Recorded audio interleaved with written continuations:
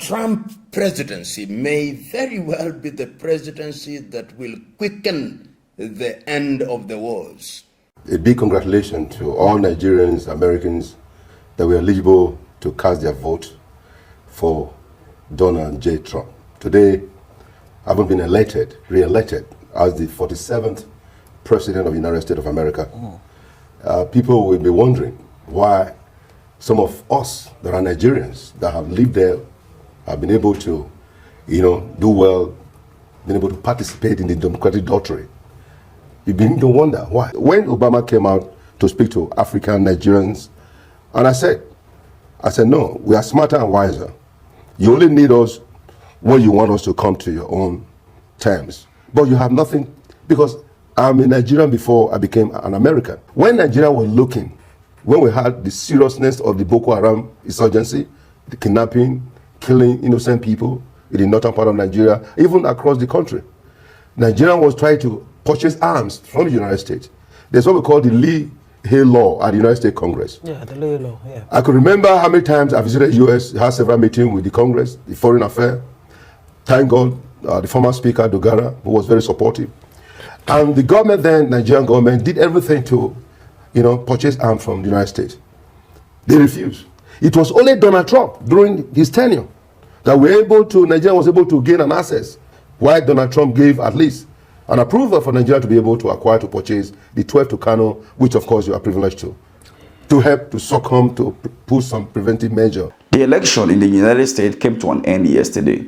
And now we know that Donald J. Trump, the 45th president, who was allegedly rigged out of office in 2020, is now the president-elect of the United States of America as the 47th president of the United States. All over Africa, as many expected Kamala Harris of the Democratic Party to become the president of the U.S., specifically in Nigeria. Many advocate for the Kamala Harris presidency, but unfortunately, she was not up to the task, and Donald J. Trump was elected as the president.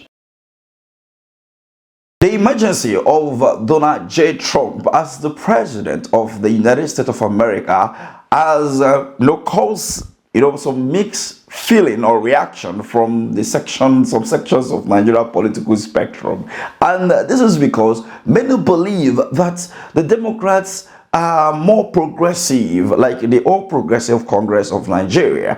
And when you look at the progressiveness in the All Progressive Party in Nigeria, you will understand that the progressiveness is retrogressiveness, not progression in a positive direction. And for these reasons, we'll be looking at the victory of Donald J. Trump and the impacts of his administration in the past, and as well as what will these be going forward for African and Nigeria, to be precise. And I will bring in a clip for you from Professor Lumumba to speak to us about this particular issue. But before then, a special advisor to the president made this known when there was a debate between Donald Trump and Kamala Harris back in September 14, when he said that Peter will be the presidential candidate of Labour Party in the 2023 general election is a version of Donald Trump. And this statement never sits well with many Nigerians. And this statement,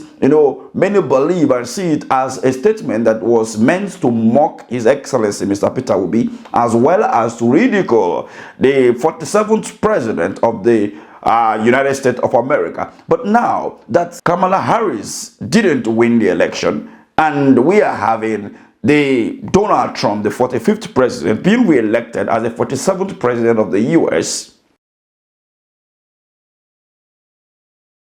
what do you make of this?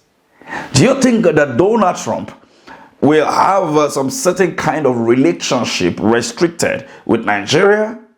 In resolving the conflict in Europe between Russia and Ukraine. And you remember at one time, when Trump was the president, he also had very tough words against NATO, asking them to pick up the bills. So I am of the view, which is subject to being second-guessed, that a Trump presidency may very well be the presidency that will quicken the end of the wars. That is my own view. And I say this because the United States foreign policy, when one talks about Kenya or Africa, remains fundamentally constant. But there are those who observe, and I'm one of them, that during Republican presidencies, the United States of America does appear to support many more programs than during the Democratic presidencies, which is full of rhetoric and short on action.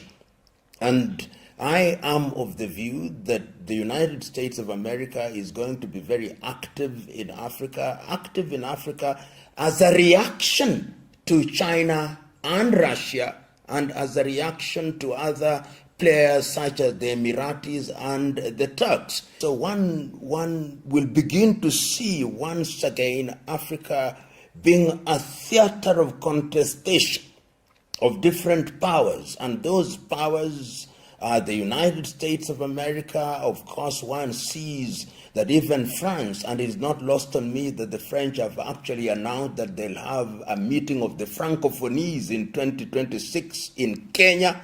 Beggars belief. I do not know why they should do that. Kenya is not a Francophonie. You've seen the British also through the Commonwealth becoming a lot more aggressive.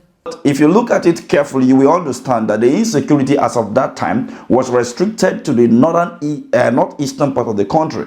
But as of today, 9 years down the line of the APC administration, there is no local government in Nigeria, there is no state in Nigeria that is not witnessing one form of insecurity or the other. Either banditry, Fulani harassment, or you have kidnapping cases, or even ethnic religious crisis here and there.